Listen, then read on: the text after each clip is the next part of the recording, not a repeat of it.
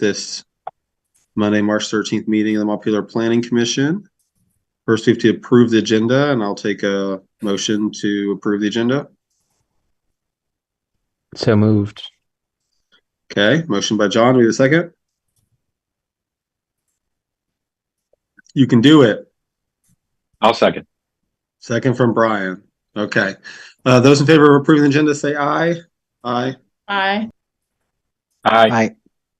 Okay, agenda approved. Comments from the chair. So Zach Watson, who's putting together the project on Northfield Street for Habitat for Humanity, had reached out to Gabe and I this past week, talking about his interest in doing a neighborhood development area. Apparently, to get funding, and I'm gonna explain in a second. To get funding, though, this is the thing that really stands out about these things.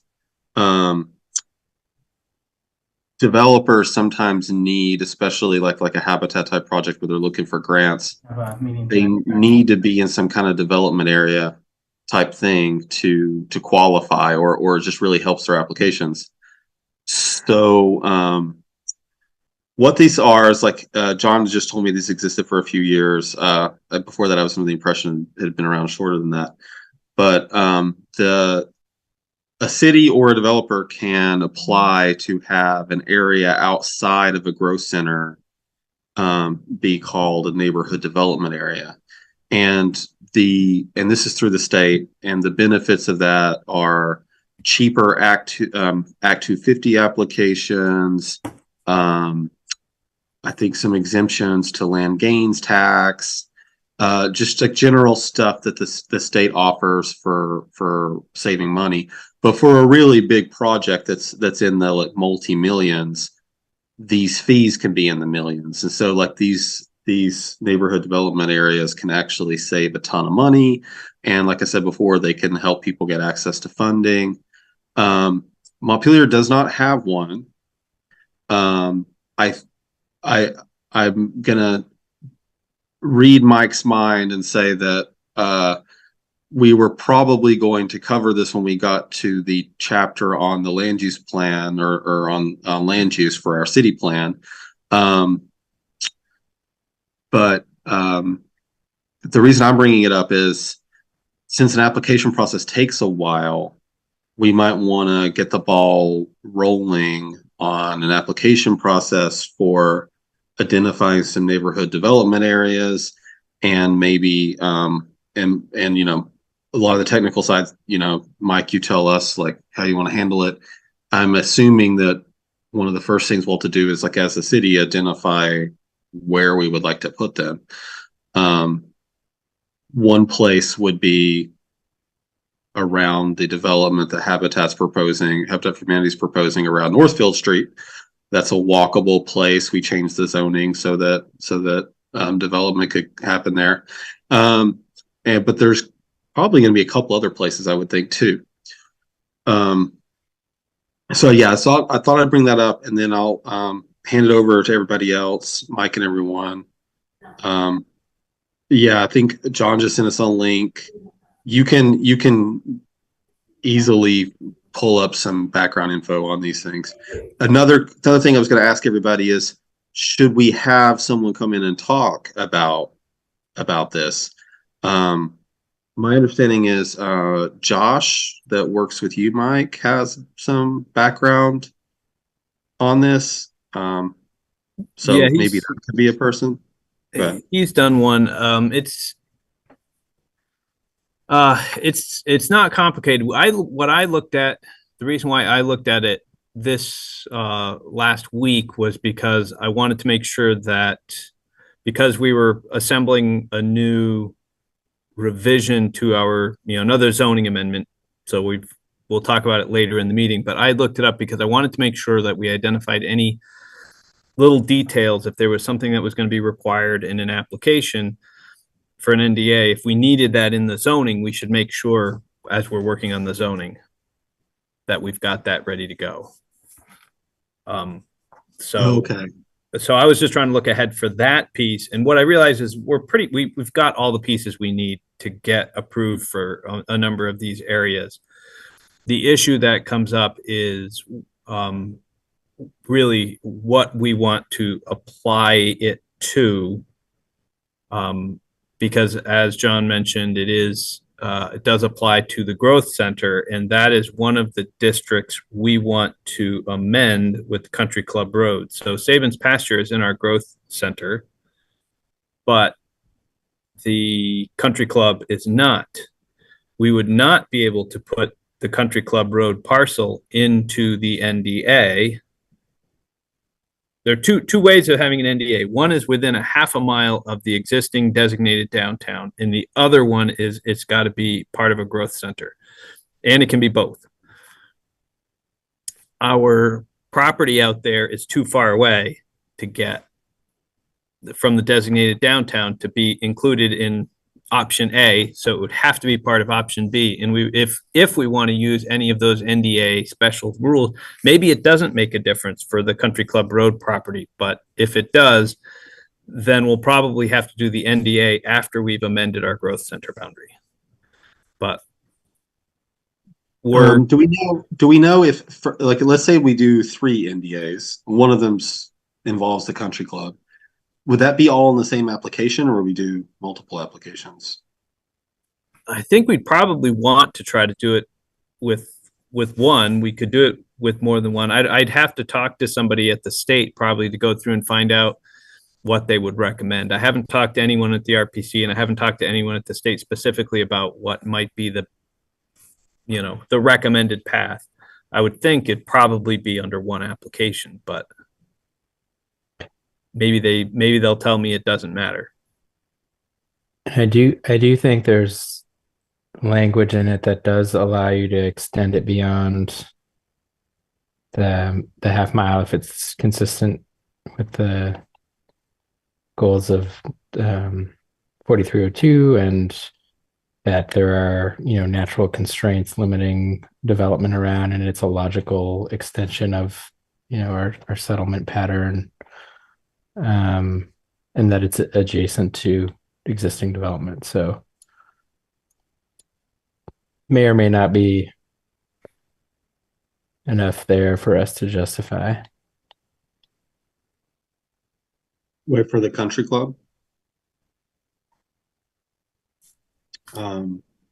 Yeah, okay. So what you're saying is extending the growth center first is probably the best option for that. Yeah, and we'll have to see. So we're waiting. The Country Club Road master plan process is going on right now, and they're hoping to get a decision in April. So my plan all along for doing an NDA application was to be looking this summer to putting together an application, because then, depending on the results, if the council and the public decides not to have a lot of housing at Country Club Road for whatever reason, then it wouldn't make sense to make it an NDA, and we don't have to worry about the growth center, and we can just move forward. My expectation is it's probably going to have a lot, and then the question is there value to it? I would think there is, even though it's a city-owned property, it is. We aren't doing the development. So we're going to be selling those lots. So the housing that gets developed isn't going to be developed by the city of Montpelier. It's going to be developed by either for-profit housing in some cases. It may be nonprofit housing in some cases, but it's going to be properties that we're going to be selling those parcels off.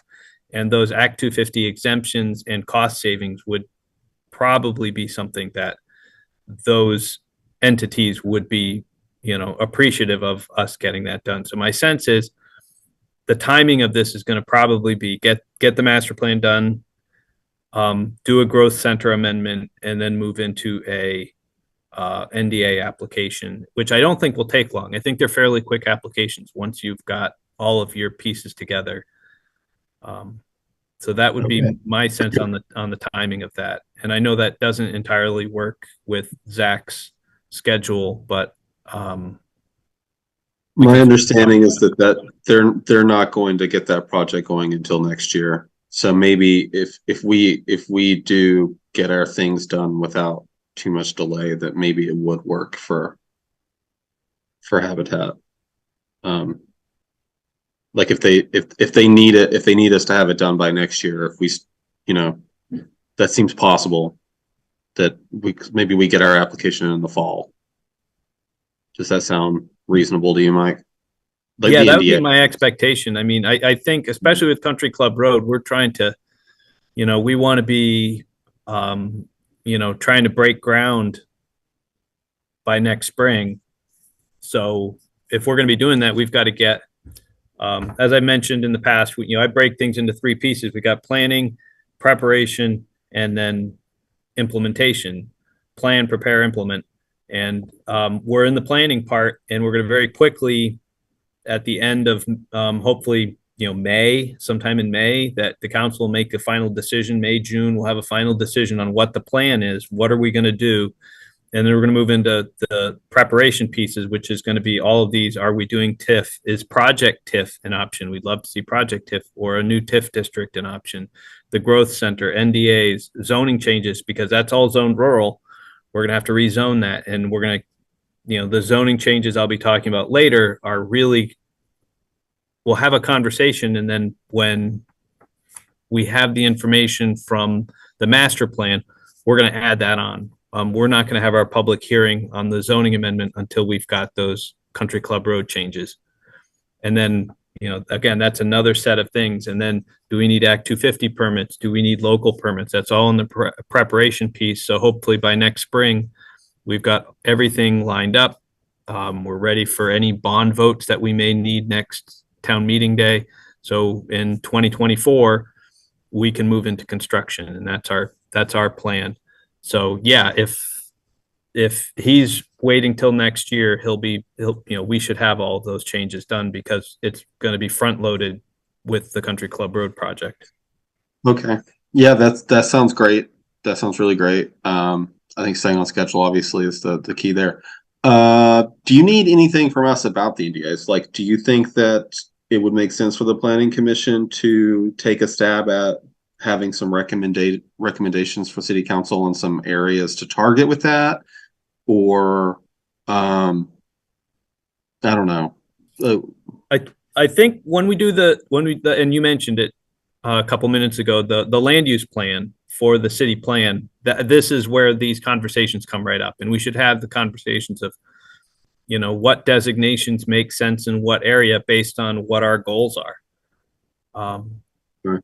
So the NDA is really about developing new neighborhoods, even though they call it neighborhood, it tends to have rules that could really overlay over existing neighborhoods. For the most part, it's about new neighborhoods. So these areas like Northfield Street, like Country Club Road, like Sabins Pasture, like Crestview, which is over by Terrace Street, these are all very logical places that I would expect to have an NDA overlay. Okay. That sounds good then. We'll put our 2 cents in when it comes to land use plan. And get the ball rolling like you said. Okay. Does anybody else have any more questions about the NDA issue? It's an unfortunate acronym. Go ahead, Maria. Question about because I was looking at the website that somebody sent us, and the whole idea is to promote growth within like a walkable distance of the downtown. And it seems like the country club, I mean, especially if you're talking about like not eagles flying distance, like actual getting to and from the downtown, it's actually quite far. I mean, it might be like 3 miles, right? To get from downtown Montpelier on a road up to the country club. So yeah, and it is part of, so that's one piece of it. The other one is the growth centers, areas that you expect to have a lot of growth. So I think it'll make more sense if the development, and we'll see where the master plan goes. If the master plan talks about a lot of housing, then we're going to need a second access. And this is going to lead to a discussion of, taking an official map and making an official map to show roads that are going to go all the way through Sabins Pasture and back down, okay, or all the way across to VCFA. So there's a space where the parking is that we could connect a road across to. We would have to go through a planning process and have a process to build a road through. And then Country Club Road is not as far away as it is now, because now you've got to go all the way down to River Street and Right, all the way exactly. up to the roundabout. So it gets a little bit shorter. But even still, I mean, if there's a road through Sabins Pasture to the country club, like what is that distance? It seems like it's still over a mile from the downtown. It would probably be a mile, but it would be within the growth center. So, and if you were to add the amount of development that is potential in, so we've got in Montpelier right now in the entire city, we have about 4,000 housing units. It's been estimated we could put 1,000 housing units between, Sabins Pasture and Country Club Road. It could be, anywhere from a couple hundred up to 1,000 at the most. So it really is a major extension of the downtown and the community if we were to build out, a couple hundred units on the lower Sabins Pasture, and then, a couple hundred more out at the other end at the Country Club Road, and then a certain number of units that are going to be spread in between, between those 300 acres or 200 acres that are out there. There's going to be a lot of conserved lands, a lot of other lands out there, but there'll be some housing potential. But that's up to what city council and the public come up with. It isn't direct, and we'll see what the downtown board says. We're going to be applying. If the downtown board says no, it's not proximate to, and it's not a continuation of our downtown, then Right. Then we move forward. We go through and say, okay, that would have been a benefit and would have made our project easier and would have made it more likely that we could make affordable housing. It just means we're going to build housing that the owners of those housing units are going to be having to absorb the costs of those developments. And that's just costs that get passed along to the buyer, and it may make projects more unaffordable. Right. I mean, what do other people think? To me, I think the beautiful thing about Montpelier is its centralized business district. If we're talking about expanding the city by 25%. And we don't expect that over the short term. That's a long term. That could take 15, 20 years to add that many units. To a decentralized city, having that many units so far from the city core. But what do other people think? I'm just curious what everyone's kind of viewpoint is on that. Like, all housing is good. I think smart growth is also good. I think we already have some housing development that's like that. Up Bailey Street and then the neighborhoods that are out that way. I think those were built in the 60s or 70s when sprawl was happening. And that's a big chunk of our housing already, which is not exactly walkable, but still, in the city and it's a neighborhood. There's other ones across the river that are kind of like that. I see what you're saying. Yeah, it's not something I probably would have planned for. But I think, as Mike was saying too, there's no guarantee that they're actually going to take the housing route with the country club, that maybe it'll be other amenities for the city. It looks like it's maybe a mile from the co-op, like 3/4 of a mile from the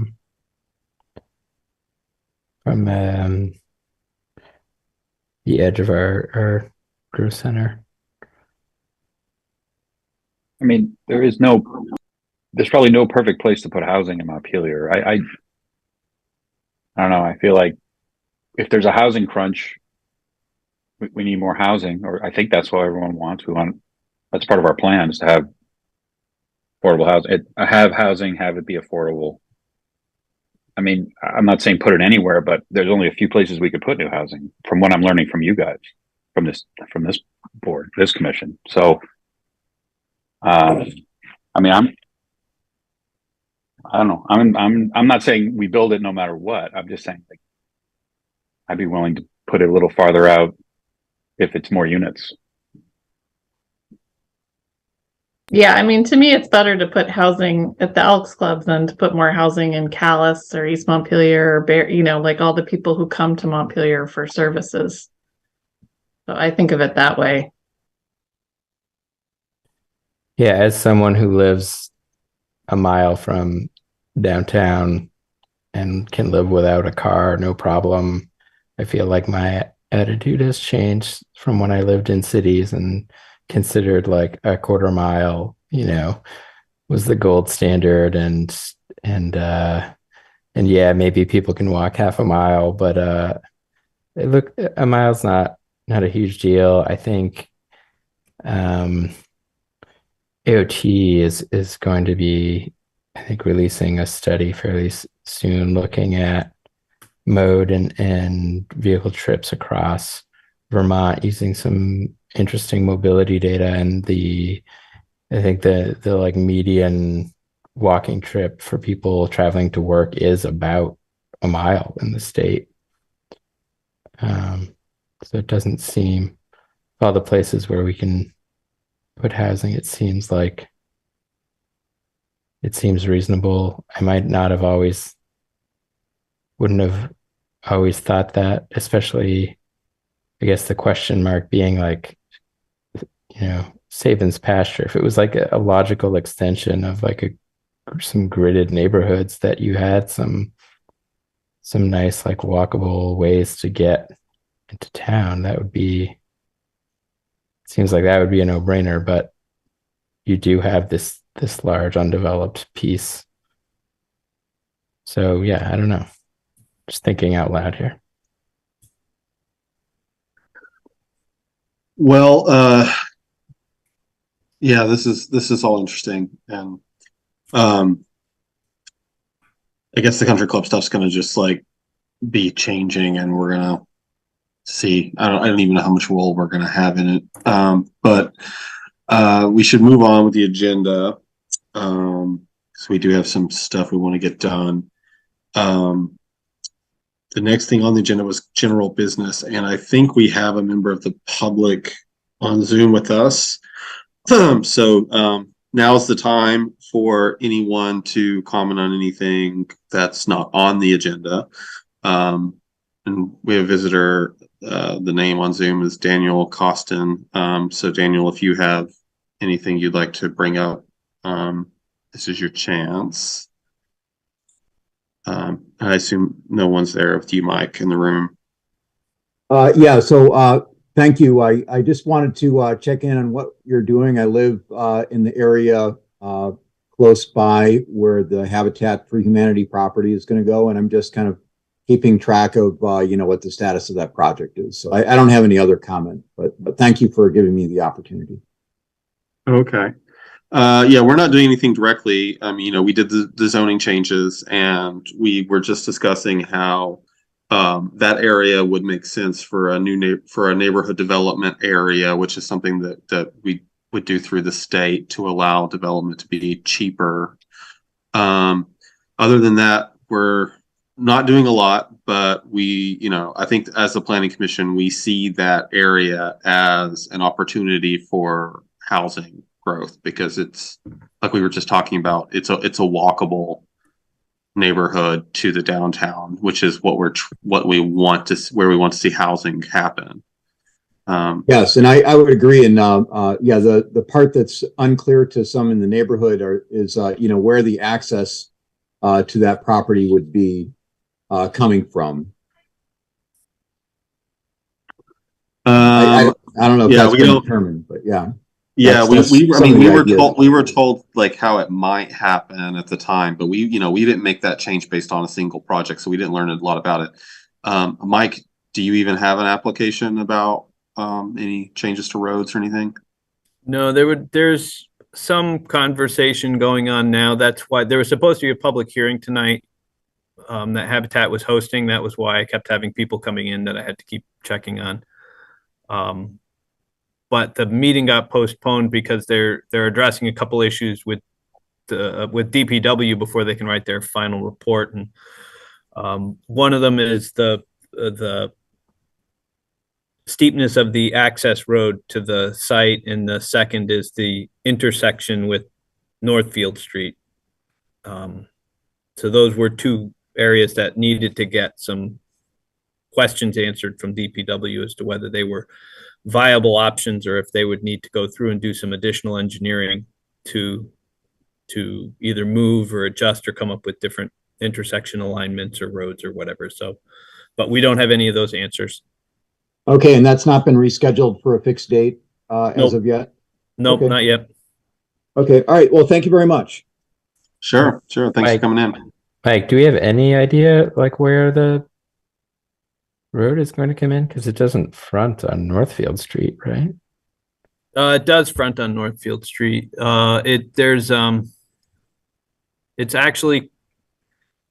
It's part of a larger. It's a large parcel, and it does actually connect down to Northfield Street. But I think the access is coming down. If you know where Dan Jones lives on Northfield Street, it's actually coming down partly on down the side of his property to intersect with Northfield Street. They were gonna need to purchase an easement, if I understood it correctly, to build an access down the using some of Dan Jones' land. So it's right near was it Derby Drive? It's near the Derby Drive intersection, and that's been one of the issues. Is that it's near it, but it doesn't square with the intersection. And so the question for DPW is, could we approve that if it's not squared? And that's where we think there's an issue that DPW does need to comment on. And they would either have to move up and purchase more of Dan Jones' land to square up the intersection to make a four-way intersection, which could then be, if it needed to, it could be managed with a light or whatever.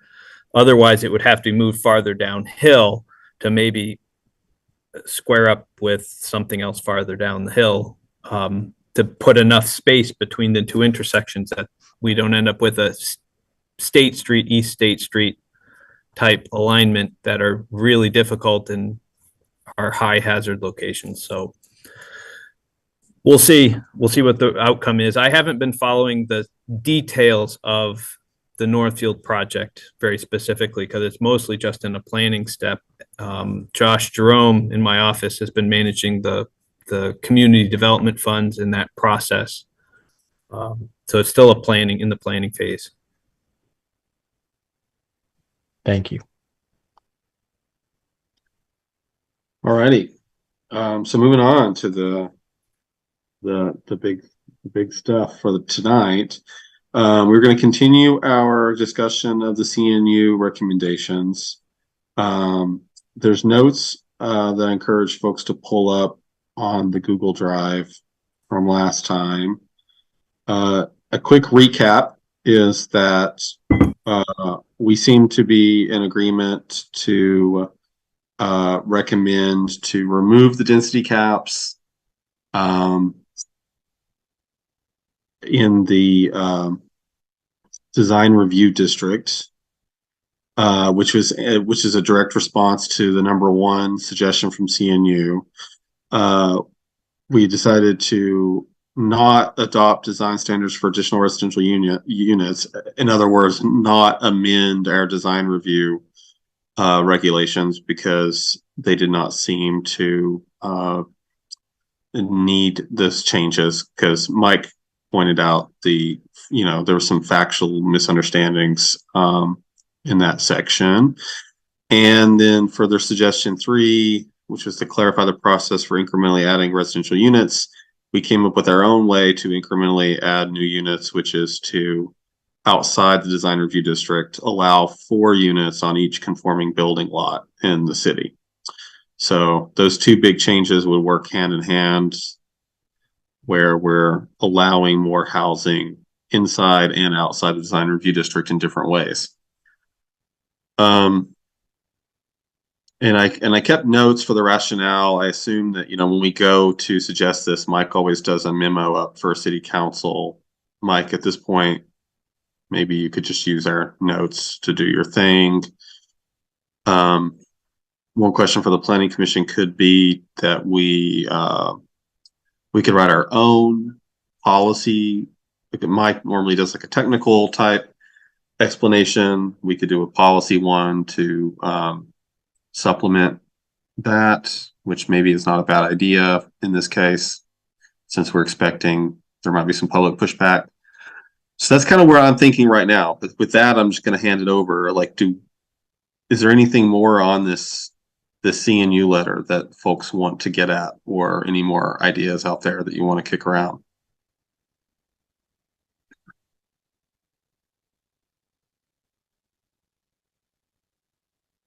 I just had a question. Somebody just happened to mention to me this weekend that the last one about the 4 units on any buildable lot, is that part of the housing omnibus bill? So if that passes, that would be state standard anyway, or am I getting confused about that? Do you know, Mike? Just curious.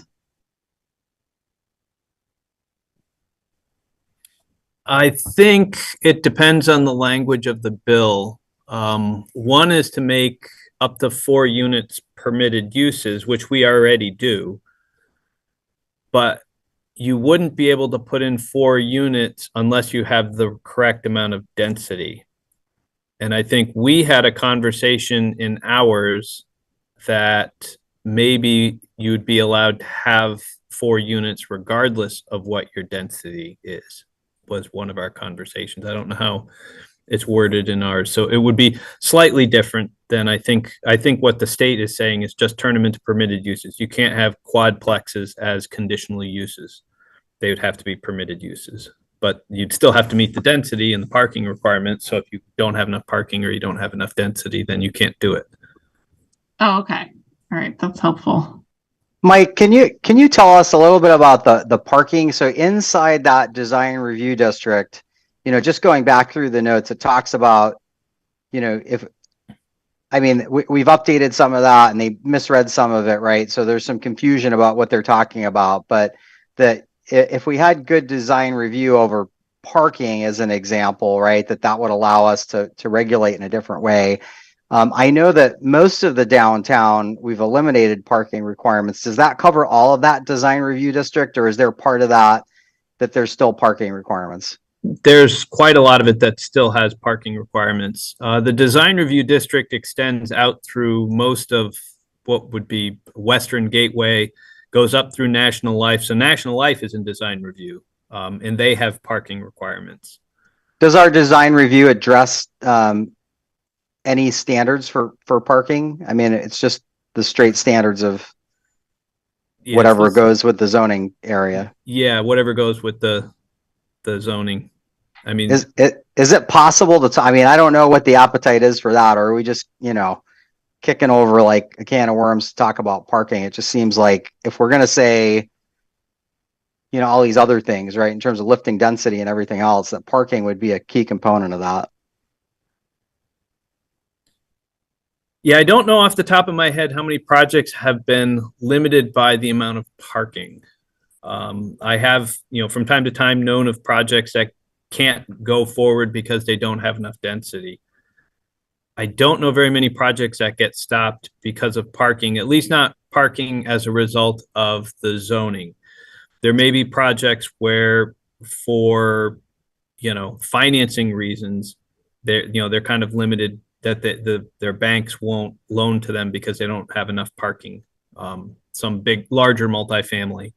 I'll think about like the transit center. That's why all the parking in the transit center, there are 36 parking spaces and there are 36 units. Actually, I think there might be 40 parking spaces and 36 units.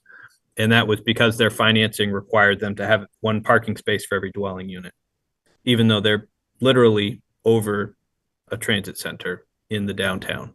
But that was the requirement of financing, not the requirement that we at the city imposed on them. I just wonder if it allows people to think more creatively about what we may not have seen it in the future, right? But we're expanding this area. Am I the only one who thinks that this is worth talking about, or? We've actually had these debates 2-3 years ago. I think we had some debates. It was a totally different composition on the planning commission, but I think there was like a majority of us that were in favor of changing the parking requirements, but we had 2 or 3 people who were not quite sold on it at the time. So I don't think we ended up acting on it. But yeah, we've had these debates, Gabe, about not having the parking requirements for residential units. And we also made some changes some years ago to ease up on it a bit, right, Mike? Like, for some places. Eased them up a lot over Yeah. the pre 2018 zoning had, a much more typical set of rules for parking. And with the new 2018 rules, when they came in, it drastically cut them down. And allowed a lot of other things, like under the old zoning, every individual parking space had to have its own access out, so you couldn't block in any parking. So there's a lot of rules like that. Now we say, you've got to have parking. If you've got a 60-foot driveway, you have 3 parking spaces. Sure, the front 2 people can't get out without somebody moving, but we still count that as 3 parking spaces. So if you've got a 60-foot driveway and you've got a triplex, you're good. And how that gets managed is up to the landlord and the people who live there. And I'm sure they can sort it out, just as I did when I lived in Burlington. Lived in downtown Burlington. We piled the cars into the driveway and just stacked them in, depending on who had to get up earliest and get out first in the morning. So Gabe, to answer your question, I mean, for me, the only misgiving I would have is that it's not a direct response to the Congress for New Urbanism letter. But as a policy thing that we should do outside of that. Well, they mention it a few times. They mention it as something that could be regulated by design review. And apparently our design review doesn't say anything about parking, so that won't be applicable. I don't know. I'm just thinking, like, again, we think of some of these larger buildings that will be included inside of this.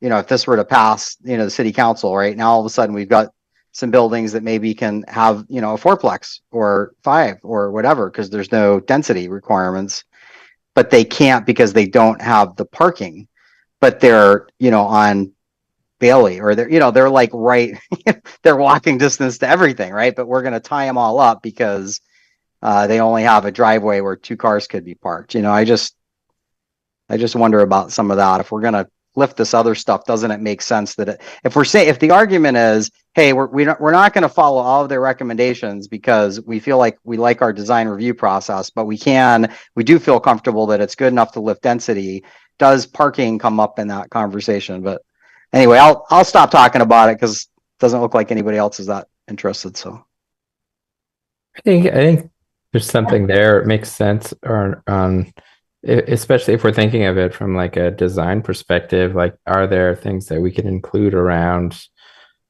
like CNU just doesn't want us to start paving everyone's front yard to put parking, everywhere, and I don't think anyone wants that, right? So yeah, getting rid of, I've been advocating to get rid of our parking requirements for almost a decade now. I think the number one question I ask anytime we do anything is what public good, or what is the reason we're doing this? What is how is this in the public good? And I don't understand how forcing somebody to create a space or a home for a large vehicle, which they may or may not have, is in the public interest. We want to be like a net zero community. We're trying to design like walkable downtowns. We've been talking about, transportation as a service, transportation, like the future of transportation is going to change.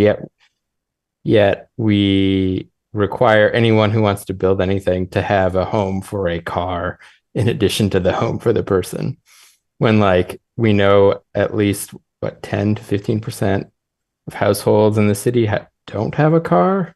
It's really bizarre. I will get off my soapbox now and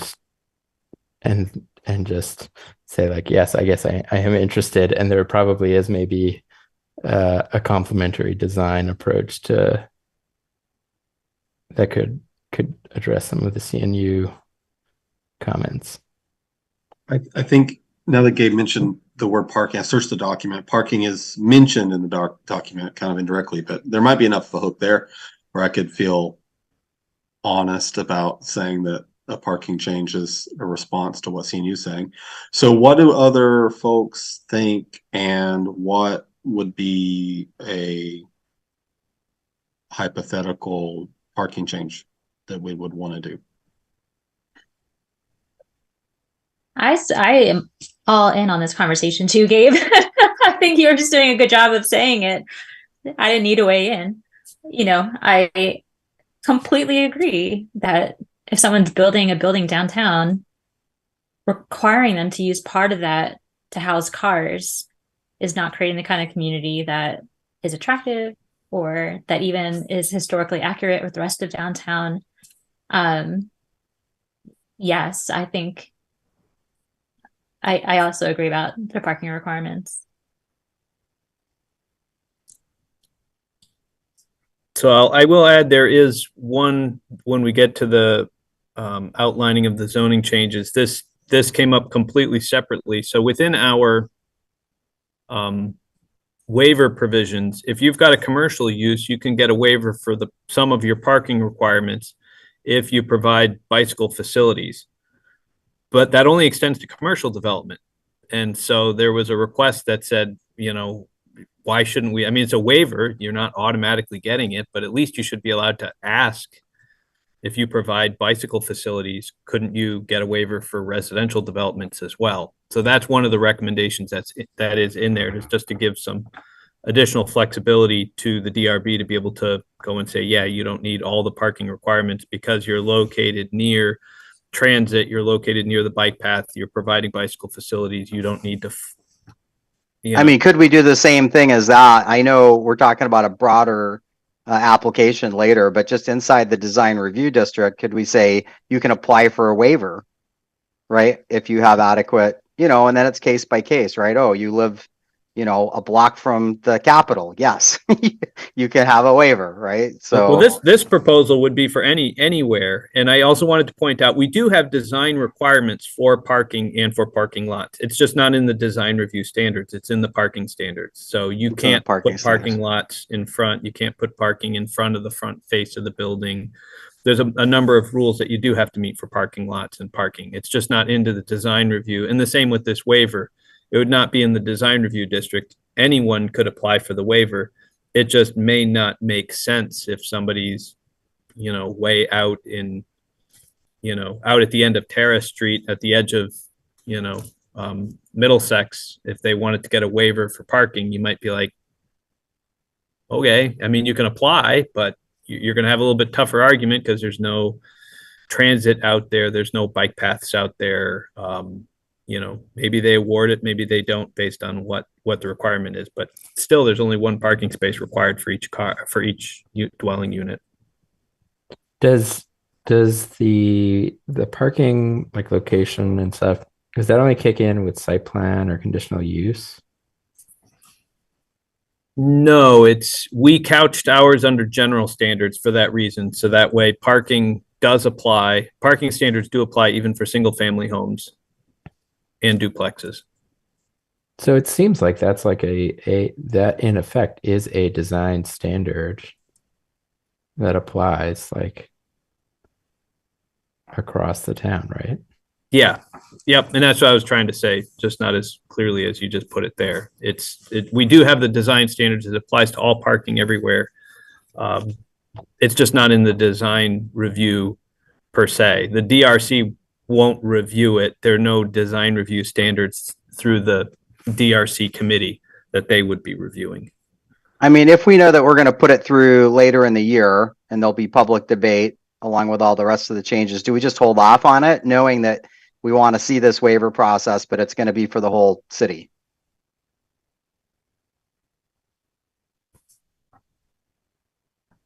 Yeah, I mean, if you're dividing this into two pieces, one being the CNU AARP recommendations, which I assume whatever you come out with is eventually going to merge with my zoning changes amendment. At some point, we're going to bring these together to go through and say, these are the zoning changes we're going to recommend some of them came out of CNU AARP, some of them came out of our process in the planning office, or whatever else you or the public has mentioned. I think it might be a good idea though to present it can be all at the same time, but I think we should present them separately, if you know what I mean. Just because the city council had asked us to come back with a response to the letter, so just for the sake of clarity, and I think it will help also get those changes through if city council easily sees, oh, these are the things that AARP and CNU wanted us to do. So it seems like the planning commission is not entirely on our own when it comes to that part. So I think it's good to keep it separated, even if we're doing it at the same time. Do we have a parking fix? Well, okay. Okay. Before I ask that, yeah, go ahead, Maria. I mean, I think so.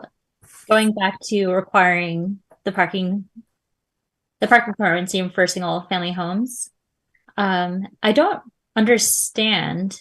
I guess like I live on East State Street. I'm thinking of Terrace Street, which you just brought up. But why? Why does a single family home need to have a parking spot? There's on-street parking up and down the streets, like, and then on each State Street, I purposely park my car on the street because I think it slows cars down. Otherwise, they're going down our street 35 miles per hour. But if my car is on the street, they're slowing down to get around it. And so I do it as a safety measure because my kids are playing in my front yard, So I don't understand these requirements to have a parking spot off-road, even on Terrace Street. It seems like that's like prime on-street parking up there. I don't know. So maybe I just don't understand the purpose of these rules. Nobody does. The rules are, this is not me advocating, but the best reasons for the rules I've ever heard were that it makes renters provide parking, or else a tenant takes a place and then realizes they've got nowhere to put their car, and depending on where it is, it could be a place where the on-street parking is competitive, and so that renters feel like they have no, they have all these parking issues in their lives, which I say that, but then I don't feel like that's super compelling because it's like the perfect thing for the market to take care of. I mean, if having a good parking spot's important to you, then you should look for that. And I understand that most people aren't economist brains and thinking about that necessarily when they're looking at apartments. So I get that, but still, it's like a market thing where if the city's not requiring it, then the landlords that are offering parking, that's a worth something perhaps. And the ones that aren't means that place should maybe not, have the same value. It just seems like the kind of thing that would work itself out to the market.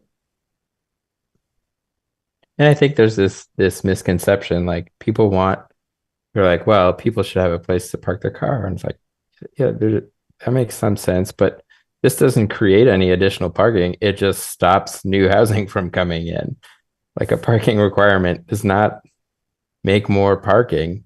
It just makes it harder to build things and potentially just stops that. So I completely agree, because there's plenty of on-street parking on my street at all times, so there is no, I mean, I can see like maybe on River Street, like these kind of streets that don't have on-street parking, but like most of the single family homes, I think there's probably plenty of parking on the street in front of them. And I think we have around 100 acres of off-street parking as well in our downtown. And I mean, the one thing I'll point out is, when I got here in 2014, the rules still were, and it wasn't, for a couple of years after that, Between November 1st and April 15th, there was no on-street parking.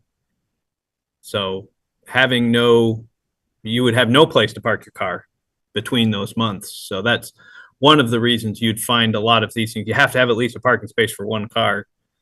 If you don't have a car, great, you don't have to plow your driveway, but the chances are good most people are going to have one car. And between these months, there's no on-street parking because of the snow. And that didn't change till maybe 2016, 17, that they wanted to try to help the renters out. And they went through a series of different parking options to let people continue to park on street. A little bit like Burlington, where you can stay on street till the sign comes up, and then you've got to have everybody off so you can remove the snow. Most recently, we've got the alternate side parking, so that way they can clear snow on the alternate days. But it very much could go back in a couple of years to go right back to, nope, we're going to go back to reinstating the parking ban. But that's probably, that's a reason why you would have these rules, is because there is no on-street parking for 5 months of the year. I guess just circling back to the beginning of the conversation, I feel like looking at the notes that you took, Kirby, I think that could be the basis of a memo, and knowing that maybe at the same time we're submitting this, that we're also going to have some other changes, right? That will include a waiver process for, parking requirements. I mean, I feel pretty good about that. That'd be pretty great if we could get that stuff through. Okay. So yeah, I'm a little fuzzy on like when we debated this before, I want to say that we wanted to do away with parking requirements for like residential properties or residential properties of a certain size. So I mean, the question is like, like the fix. What I'm fuzzy on is like what fix we want. So Gabe, it sounds like you like the waiver route as opposed to just doing away with the requirement for all or a portion of. I mean, I'd support doing away with all of it, but the fact is that we already have our professional planners recommending a waiver process. And again, there probably are projects like out if we built massive housing out in the Elks Club, they probably have some parking for those people. Just saying, because I think it is a little outside of a normal walk for a lot of people. Yeah, and I wasn't saying that we shouldn't propose it. We have in the past proposed other neighborhoods. I think we had actually, when residential 15 went through 1500, the parking exemption went through. That was something the council had thrown in after we had, I think, tried to eliminate parking in Riverfront. I think we had picked like Riverfront, mixed-use residential, and residential 1500. And there were there's an outcry. And one of the counselors happened to live in a residential 1500 neighborhood and said he wanted to get that put in. And so the other two were nixed, but this one was left in. So we have tried in the past to add more neighborhoods. And, I think I've said in the past, as you get farther out to get into places where there isn't on-street parking, I don't see any reason why we need to regulate parking. I think Maria mentioned River Street. No on-street parking in River Street. I don't know why we need to regulate it at all. The market will regulate how much parking to build and how much building to build, depending on what that particular use is trying to do, and they will maximize their use of that land because they can't externalize those burdens onto the neighborhood. Other places that have on-street parking, you've got a little bit more of a discussion. Some neighborhoods, there's on-street parking, but it's not an issue. There's plenty of on-street parking. And others like Berry Street, it's a pretty tight parking. So adding, a bunch more housing, and having all that housing drop that additional parking into the on-street just makes it that much harder for those folks who are already trying to park on street. I mean, you just think about where some of the Boston neighborhoods and fights go on for on-street parking. And it's just a policy. That's not necessarily good or bad. It can be, well, let everybody fight it out and let the market sort it out. But those people talk to counselors. Everyone who's got a car and is in a bad spot on Berry Street is going to talk to their counselor, and that's how it gets back around to kind of killing some of the proposals.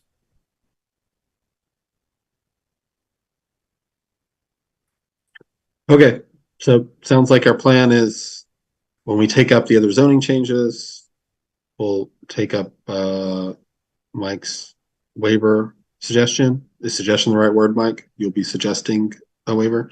Okay, sounds good. Thanks for bringing it up, Gabe. I think there's a lot of supporters of easing up the parking here, so it's good. Do we want to do anything else with the CNU stuff? I had a People question about happy? the. Oh, I'm sorry. Is somebody No, else? go. Oh. We were Ariane and Mike were talking before about the 4-unit, or allowing 4 units per site, and under what we are proposing, is that 4 units despite the density limit for that lot? Is that the idea? Yeah. Okay. I just wanted to make sure that was what we were talking about. Yeah. And I think the way that we could talk about this is it's just, I think, because I'm trying to go over my brain, like convincing ways to talk about this, because it's inevitable. We'll have to talk at city council, and I don't want to screw that up. If you couch it as like the biggest problem to housing in the state from what I've learned and what I've seen is people who are overhoused, and Montpelier certainly has that problem of large house with 1 or 2 people in it. And, you know, that I think contributes so much more to the housing problem than out-of-staters or the secondary rental market or these other things that get blamed. Just from like the data and stuff I've seen. Some of this is just from the work that's been done at the tax department where I work, what I've seen. So we couch it as like, that's a problem for us. That's a problem. Like what we're proposing in our response to CNU gets directly at that specific problem where we're not having our regulations require people to be overhoused anymore. So within the design review district, we are saying there's no density requirements. You can have a lot of units in a big house, and it's not going to be something that's going to stop your application. All the aesthetic regulations that we're doing, we're going to keep doing. And so you know, but as far as the units and how many people can be in a building, we're not going to do that. And then outside of it, it's the same problem we're getting at. If there's a big Victorian that's outside of design review district and someone wants to turn it into 4 units, which I'm a renter living in one of those right now, by the way, 4 units in a big house in the Meadows. Then if you're outside of design review, then that's just something we're going to allow in the city. And so it gets at that, both of our suggestions get at that same problem, which we're trying to identify as the biggest problem. And I think if you couch it that way, I believe it's hard to say no. Does that answer kind of what you're thinking? Yeah, I sort of make sure the density rules wouldn't still guide it. But yeah, I modified the document I was keeping to specify that too, because Mike said he was a bit fuzzy on that. But I modified the notes to say without regard for density, because that was kind of the point.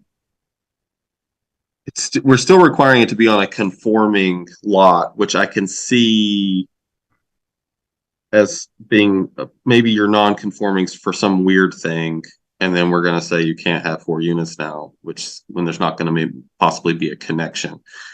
But I get why we would want to make sure it's conforming already, because then it could prevent some worst case scenarios too. I don't know. Does anybody have thoughts about that? I didn't even really mean to bring it up, but okay. Do we have any more things to talk about with the CNU stuff, or do we feel like we have a plan for that? Yeah. John, you're good with where we're at with that? Ariane? Yeah. Okay. All right. I haven't modified the notes anymore. We're just going to keep those there. And then we'll use that to work off of when we go to do their proposal formally later. So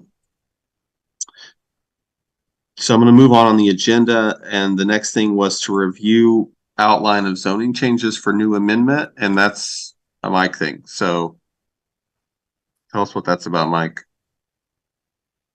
All right. Let's see what we've got.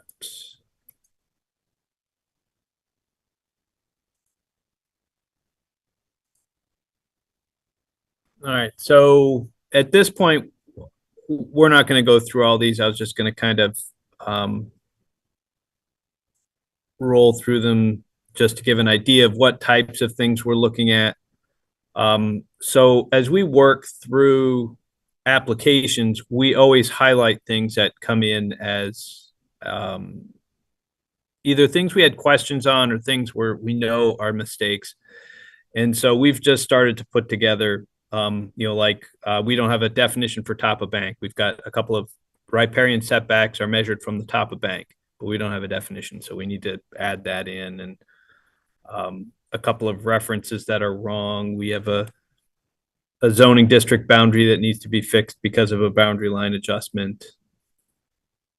So this is what a lot of what we're doing at this point, and then we'll rearrange them so they're in numerical order. And some of these are just questions. Should we, perhaps exempt unroofed structures such as car chargers? I think that comes in, somebody wants to put in a car charger and it doesn't, it's not a structure, but does that need a permit?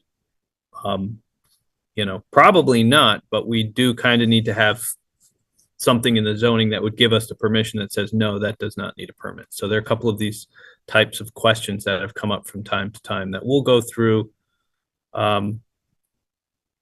This was one we talked about last time. So the figure 215, that is the use chart. So maybe we should split multifamily into two groups.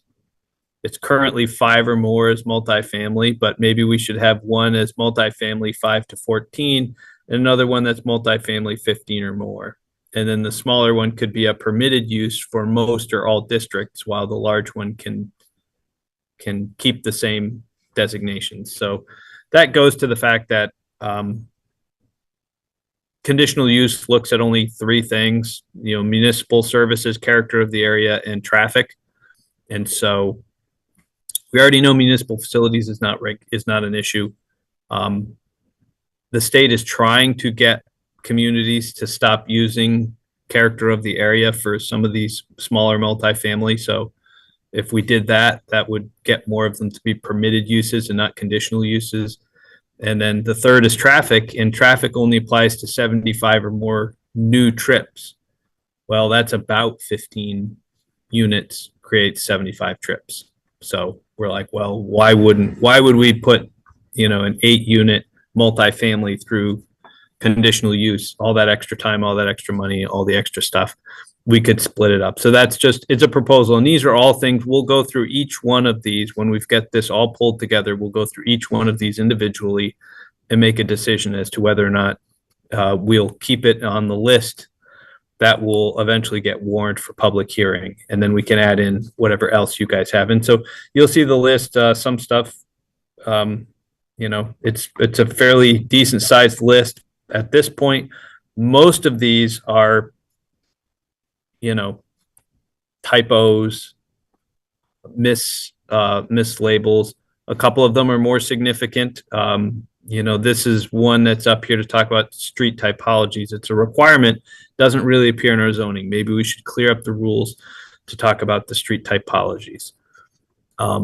So that's the list right now. I can send this out to everybody where it is now. These are just ideas. but I did want to go and say this is kind of how we build them. For folks who haven't done these zoning amendments in the past, what usually happens at this point is we've got A, we've got B, C is going to be some recommendations or public comments, and we just build these things out. So we'll get public comments on these things, and then we'll make decisions on them. And we may get public comments that support them or don't support them. And then eventually Planning Commission supports this change, or Planning Commission amends this change, or whatever. So that's how it usually works. We'll just keep building out these Excel tables, and then eventually make a strikeout copy. Like I said, I didn't want to go into too much detail because it is just a long list and I could drone on for hours on why each one's important. But really at this point, it's just to go and show you we have started to pull these things together. We'll get more information. Ultimately, we're not going to warn any hearings until we get that information from Country Club Road. Part of this is to kind of be all prepared. So when Country Club Road says, we need to rezone this part will be rezoned to mixed-use residential or riverfront or whatever. And this part of it will be rezoned to Res 6,000 or Res 9,000 or Res 3,000, whatever it is. The new zoning designations that would fit, that would be needed to be made in order to make that rezoning possible. And then we can just go through and add those on. But we would be all ready to go because we've already done all these reviews of these typos and small changes like the one we discussed earlier. Does it make sense? I assume everyone would be like, yeah, that just makes sense that we would allow waivers for parking if you're providing or near transit or providing these other bicycle amenities. So those are the types of recommendations we have. And if anybody knows of any others or wants to explore others, we can certainly go through and have more conversations. So Mike, you think so? We're going to wait to do zoning changes until the country club changes are known. So what's the timeline? I think we can start going through them. I will have, we're still working on the city plan. I'm working closely with the SE group. We are still going to have a couple of chapters that we all need to work on to put together. I don't think you guys have looked at community services. So we still have that chapter to do, and we still have land use to do. But we also can start having meetings to discuss. I can flesh out what was in that Excel table and get that out to you. And we can start having conversations about those. As you know, we only meet twice a month. If once in April and once in May, we meet to talk about those. By June, we're starting to talk about what Country Club Road, the decisions for Country Club Road should be coming in June to know what the master plan is going to say. And we'll want to start making those changes. So I don't think it's too far off to start discussing what's on these Excel tables and to really start getting ready for June, which, although that seems far away, doesn't take long when you're only meeting twice a month. Yeah, no, that's soon. That's great. That's great. So will it be June that we have the meetings on all of the zoning changes? I think we'll be having a conversation about what the country club proposal would be, or what the ideas would be for the public hearing. I would bet the Planning Commission zoning public hearing would be either July or August. Okay, so this zoning, I'm just trying to understand like what you're thinking of conceptually. That public hearing would involve all of the zoning changes we've been talking about, or just the country club ones? All of them. Okay. We'll have meetings to talk about these. But the official warnings that go out in the notices that go out, we start promoting and trying to get a lot of public input on. We could have a public meeting before, have a public hearing before, and just talk about things generally to go through and say, hey, these are the ideas we're thinking of. Do you want to, have more of that? But unless we've got something coming up that's very specific that we want to get input on, I think we would put together most of what we want to do. We would then have a meeting among the planning commission to talk about, here's where the city council came down with their decision on Country Club Road. Here's the staff's recommendation for zoning. Do you guys want to have a conversation on that? What do you guys think? You know, do you think we should zone it for more density, even though it, you know, they could build it with res 6,000, but should we make it res 3,000 so it's got more infill potential? That type of conversation. Okay, that sounds good. Is everyone okay with that plan to basically have our zoning? The goal would be to have our zoning hearings over all the stuff in June.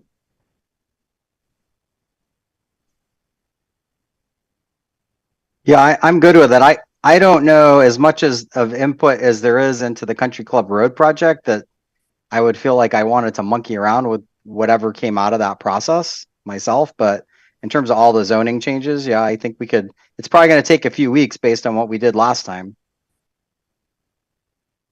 Yeah. It can be, I mean, how we get there, they'll decide how many units. I mean, I think the max housing proposal that is in the conversation is 500 units on Country Club Road. And how would we break that into different zoning districts? They're not discussing how to break it into zoning districts. That would be a piece that would kind of come down to you guys and to staff making a recommendation. And there may be various ways of doing it. John, I think, is the only one here. We had long conversations on how to zone Sabins pasture. How do we, we knew what the potential was, but do we want to zone it this way? And that would encourage this, or do we want to zone it that way? And that would encourage that. And eventually the planning commission recommended zoning all of Sabins pasture, all 100 acres at res 6,000. So that's 7 units an acre, roughly. And then the city council threw that out and said, nope, we don't want that. We want high density at the bottom, and we'll make that riverfront at 1 unit per 1,500, and the rest of it's going to be rural. So they changed it. They did something different. So we're probably going to have a number of options to consider. How would we like to zone this? We might be able to do a little bit of this. We might be able to do a little bit of this. And then we'll have to have a discussion of, what the recommendation is. We'll go to public hearing and hear from the public, and the public may disagree with where staff is or may disagree with where you guys are. And we make a decision and send it to council. So it's not always black and white based on, we know this is the development, so we know this is the zoning. There's usually some amount of gray that goes into it. One thing that could be a factor, Mike, just to think about is in the summer, people have vacations. We start to maybe have quorum issues some weeks. If I remember, I don't know, I think August gets really blown up for us. So, yep. Then it may be one that we try to have some meetings and some hearings, and it may get pushed. It more than once, and I think you've been here, Kirby, for a bunch of these zoning updates. We've pushed the hearing until September. Yeah. In this case, because it's too hard to get hearings and hear from people, or we'll have it in August. It goes to city council and gets blown up because everybody comes back from vacation and is mad. I'm a little concerned about delaying things too much because we don't want the city plan getting delayed. We don't, so just since we're on the topic, do people know, is anybody going to be unavailable for a big chunk of June that they're aware of now? How about July? It's possible that I won't be around the first week of July, which shouldn't be a meeting week anyway. But then August is going to be some unavailability for me. I'm out in August. I'd have to look at the dates, but probably when we'd have a meeting. Same here. For August, John? Yep. Yeah, that happens pretty much annually. August gets just gone. We'll sort them out and cancel meetings as appropriate. And like I We said, can we'll always- fit stuff in from a zoning standpoint Right. for Country Club Road. Like we said, Country Club Road is looking to build in 2024. So as long as we're done, by Christmas, we'll be fine. I wouldn't want to be having zoning hearings at city council during budget, which starts in December. So I would, whatever we do, as long as it gets to city council for October, I'd be happy. If for some reason the deliberative process with the country club project gets way delayed, would you be okay, Mike, if we just did the other zoning before that, just to get it out of the way? Yeah, we can do that. I was just trying, because it's such a heavy lift. I get it. Yeah. To do the zoning updates, we usually try to lump as many of them together as we can. And we're also expecting hearing. We're actually hoping for hearings in the next couple of months for the city plan, right? Yep. So then there'll be that whole process in parallel. Okay. We can always have some hearings on non-Mondays, like if we're going to have unavailability. I mean, it's an exciting time for the Montpelier Planning Commission. We've got major zoning changes, major city plan overhaul, but it might mean scheduling some hearings on some non-planning commission nights. I think that could be an option to get more stuff done. Okay. Don't lose hope. What we do is very important, and your time is well spent. Okay. What did you want to have anything else, or did you have anything else to say? Sorry, Mike, about zoning changes? Nope. I just wanted to let you know we were starting them. I might organize them and you might get an email on them, but don't feel pressured that there's any big timing issue on it. It's just, if I've got them and people want to start looking through them, then you'd have what we have so far. Okay. From what I saw of that preview you just gave us, like that seems like it seemed almost all technical housekeeping, and then I don't know. I didn't see a single issue that there'll be 2 or 3 policy ones that are in there that are kind of general. Okay. So yeah. So even though we're going to send the CNU stuff under like separate cover with the policy reasons why, shouldn't we also have the technical language that would go into the zoning? Right, Mike? Shouldn't you guys write that? Yeah, that would eventually end up on that list I just showed, that Excel table. We would have one that would say, usually what I end up with is the number.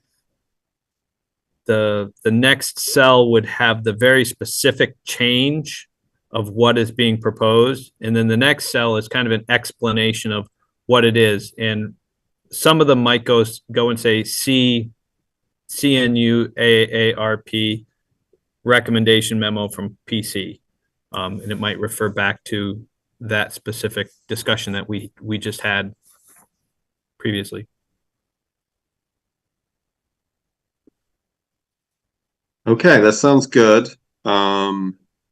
Maybe as far as for next time, will we have some more chapters? I think I was trying to remember on my notes, because I mentioned community services might be all we have left. 7th. So the 27th so that's March 27th. Yes, or April 10th. So when I talked with them, I think they're expecting to have a bigger rollout on April 10th. So that's 1 month. They're going to show you a whole bunch of new ones. But we did want to go and have on the agenda to have a conversation on the 27th of some templates of a couple of them that are done just so you guys can get a chance to sit down and say, yeah, this is, you know, exactly where we were hoping this was going to go, now that they've put a bunch of work into it. But they've got like 6 or 8 of them going right now, and we're working through them. But we just want to make sure we get one last time where we bring you guys a template to go through and say, here's the template. We've made all the changes, made all the final stuff. What do you guys think of? Because everything is going to look like this one. And then, and saying that, they've already have like 6 or 7 of them that are mostly built out. Okay. Well, that's yeah, sounds like they've been busy. So you're saying at our next meeting, SE is going to check in with us. Yep. SE will check in on the 27th, and then they'll be most of the agenda on the 20th, or the 10th, April 10th. Oh, there'll be most of it on the 10th, and then we'll be kind of done with as far as our suggestions for SE group. Yep. And then we still have a conversation on community services and land use. Right. I think we should do community services or land use next time on the 27th, in addition to SE group checking in. I know you're buried by the country club, which I get it. Yeah, I think it's just for purposes of just trying to move it along, the city plan along. Yep. I'll see if I've got 3/4 of community services done. There were just a couple of chapters couple of sections, because community services is 7 different things. I've already done recreation. I've already done parks. I've already done senior center. I've already done cemeteries. I think what's left is the homelessness, the conflict assistance, which is out of the CJC, and there's one more, but there's smaller pieces. Oh, childcare. So those are the 3 pieces that are left. So if I can finish those, then we've got those. Those are the implementation strategy. I haven't written chapters, so obviously, as many of you know, there's both pieces. Well, if you, for one thing, if you don't get all of the pieces, that's okay. We could do the bulk of it. And then if you can get like just a sketch of a chapter, if you can get that posted in the next week or so, I'll try to go over it also. And then at least we can have, I'll try to help you and make sure that that's ready to go.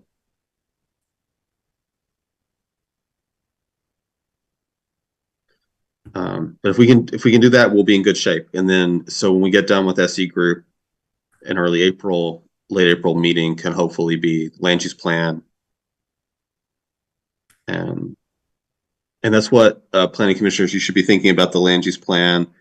Maybe, the land use plan is bringing the whole thing together, the whole plan together. So if folks could get acquainted in the next couple of months with all of the chapters that we have, especially the big ones, we're going to be tasked with, unlike most times, we've got suggestions coming from somewhere else. We got to come up with from scratch the land use plan chapter. But I'm sure Mike's going to help us a ton. But we're not going to have some other committee bringing it to us like we normally get. That's a big advantage that we normally have that we won't have.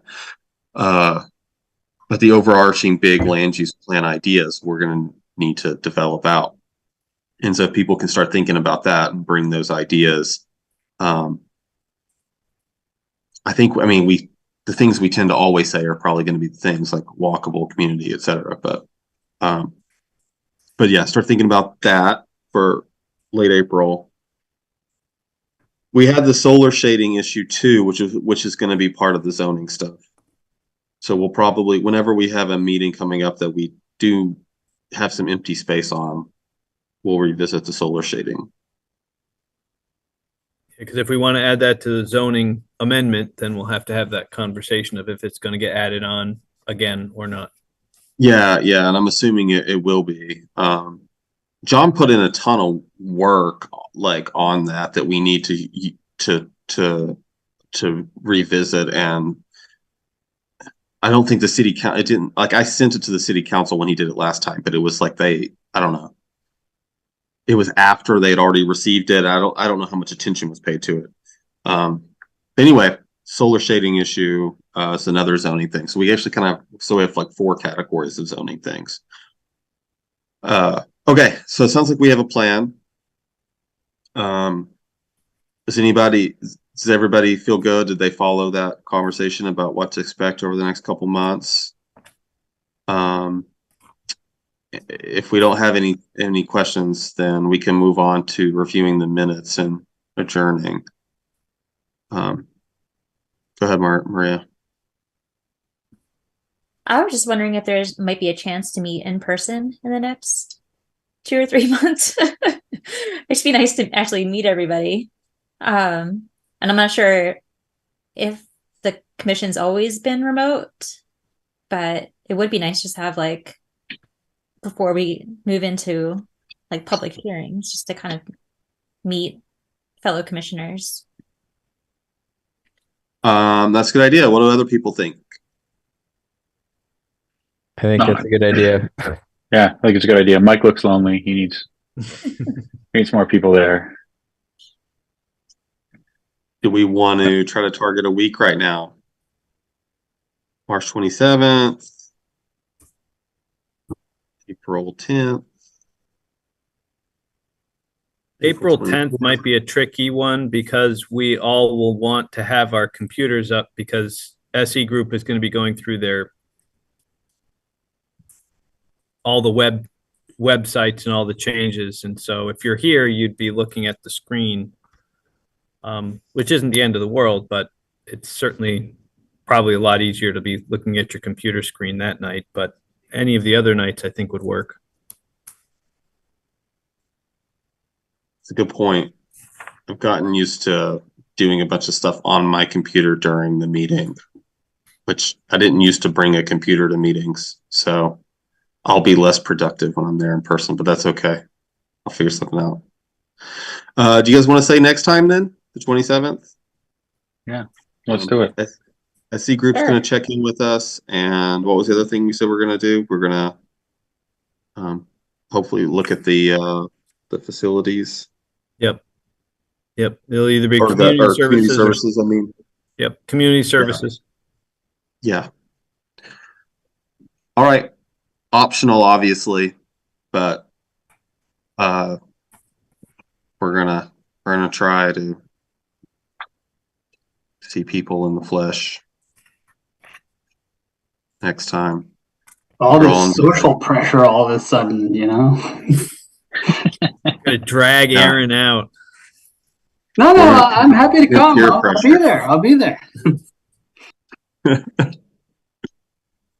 Yeah, I mean it's totally optional, but only losers will be remote. Just so you know. So, no pressure. Okay, so let's take a look at the minutes. Mike sent a separate email, by the way. The first one, something went wrong and it wasn't the right document. Just grabbed the wrong things. So look at Mike's newest email to review the minutes, and I'll take a motion to approve when people are ready.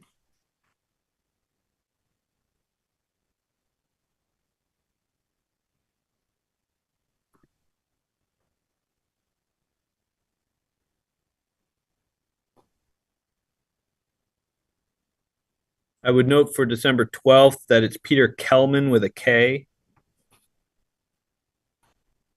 Okay, that's a note to change.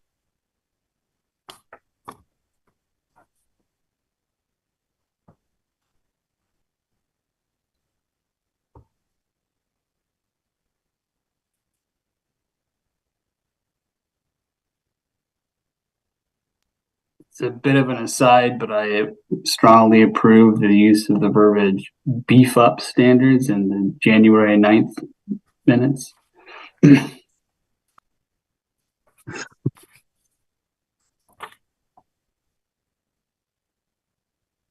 that a legal term?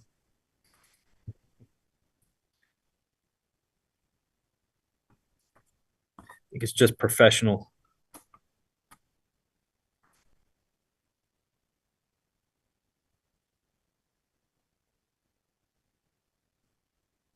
Can you unbeef them?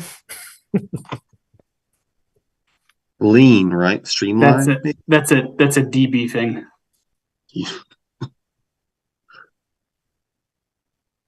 So I move approval of the December 12th, January 9th, January 23rd, and February 13th minutes with Mike's change on the December 12th minutes. Okay, so we have a motion. Do we have a second?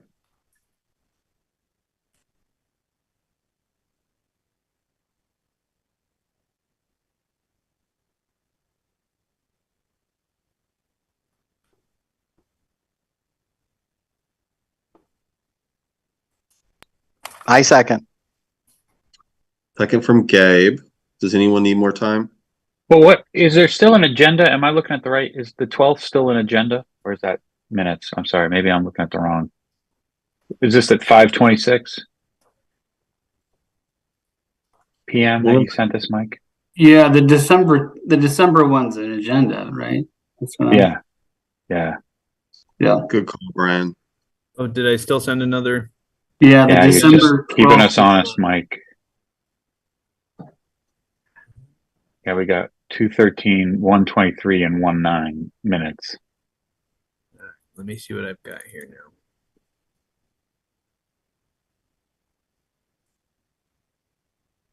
Wonder if somebody saved the agendas in the minutes box, and that's why I'm keep grabbing the wrong one.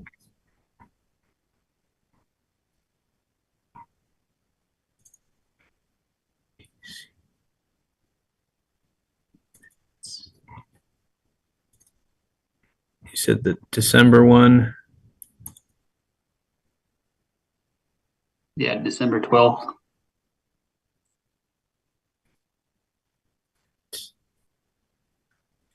That.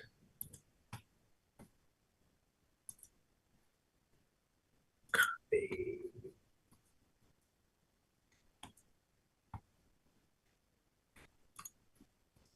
Very annoying. Now I can open this one.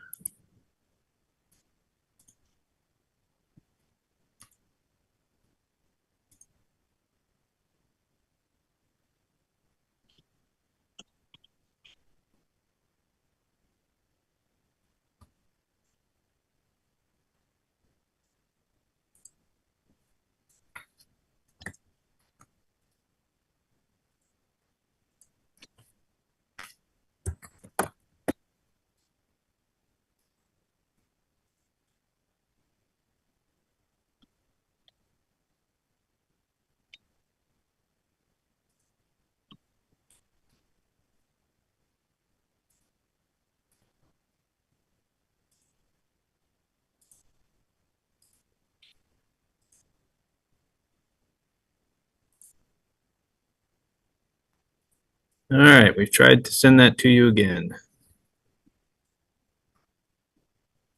I guess I could have probably just shared screen on it too.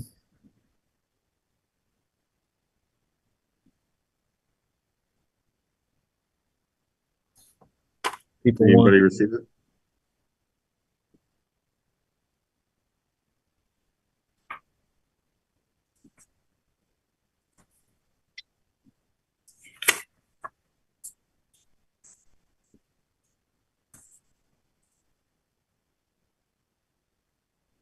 I did not get it, Mike.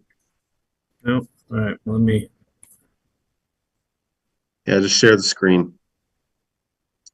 You still have a motion in a second, by the way. We'll have to amend the motion if we find an issue here. This has become intriguing. Where am I? There I am. Share that. All right. You able to see that?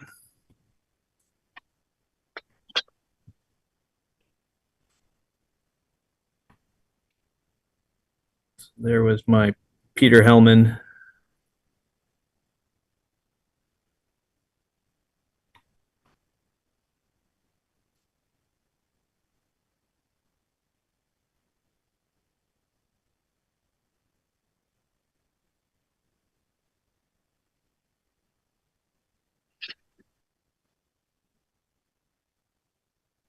Actually, it looks like we'd have to also strike there were no members of the public in attendance, so we can strike that too, because Peter obviously made comments.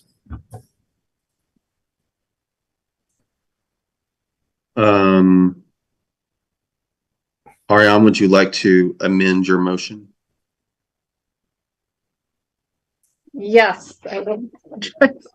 My motion, do I have to say to what? I'm losing the thread here, sorry. I don't think it needs to be amended because it's based on my comments regarding these minutes anyways, so.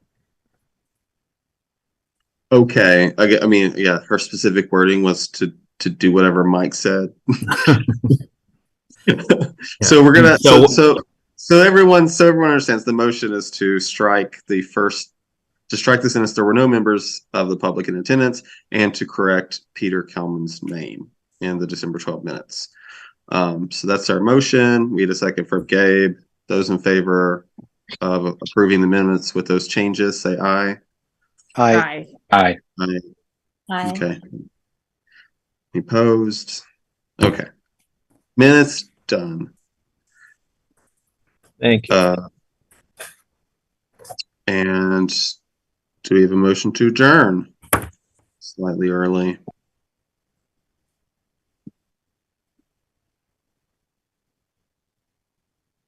Brian's I thinking move about to it. adjourn. Oh, Okay. Motion from Ariane, second from John. We're adjourned. See you guys in 2 weeks in All right. person. See you guys. Bye. Potentially. Bye.